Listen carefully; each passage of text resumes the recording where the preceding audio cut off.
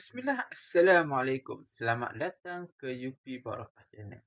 Kali ni, Ana nak kongsikan seorang remaja yang terkena gangguan ketika perjalanan pulang daripada bercuti bersama rakan-rakan di Genting Highland.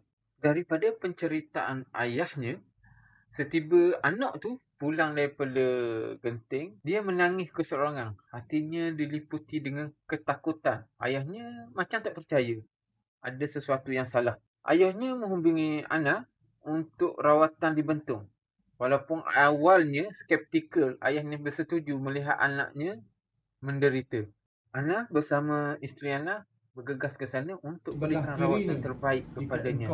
Setelah sampai di sana, ibu atau bapanya, anaknya kau getarkan melihat jari kami, jemari di sebelah kanannya. ketakutannya bertambah-tambah. Sebelum aku terus membakar Itulah kamu dan membakar bermulalah kamu, kisah membakar keluarga kamu. ini. Kau getarkan. Keluarga ini banyak kisah-kisah yang tersirat yang anak akan ungkilkan nanti. Satu persatu persoalannya terjawab akibat daripada pembongkaran asbab daripada anaknya terkena gangguan tersebut. InsyaAllah nanti klik like, follow, share, subscribe YouTube Ana untuk kita ketahui di macam mana Allah membukakan jalan untuk keluarga ini merawat satu persatu masalah yang ada ke atas keluarga ini. Alhamdulillah, dengan izin Allah semua terbongkar. Kali ini apa yang Ana dapat daripada sekian remaja ini adalah getaran daripada keturunannya dan juga gangguan makhluk yang singgah. Sebabkan keturunan tadi dah bertapak lama untuk remaja ini, yang gangguan tadi menumpang ke atas remaja ini.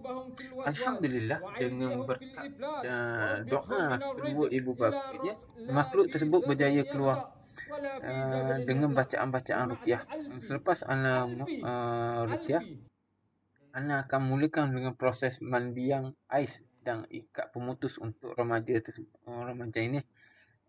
Dan setiap langkah itu adalah doa.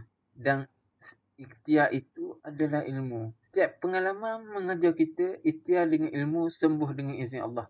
Gangguan boleh dihapuskan, ketakutan boleh reda.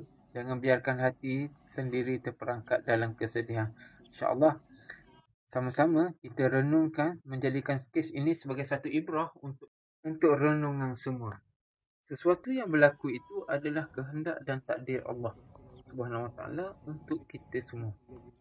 Jadi yang berlaku itu adalah susunan terbaik daripada Allah untuk menceritakan satu persatu apa yang berlaku. InsyaAllah, mudah-mudahan perkongsian ini memberi manfaat untuk diri anda dan untuk semua juga. InsyaAllah.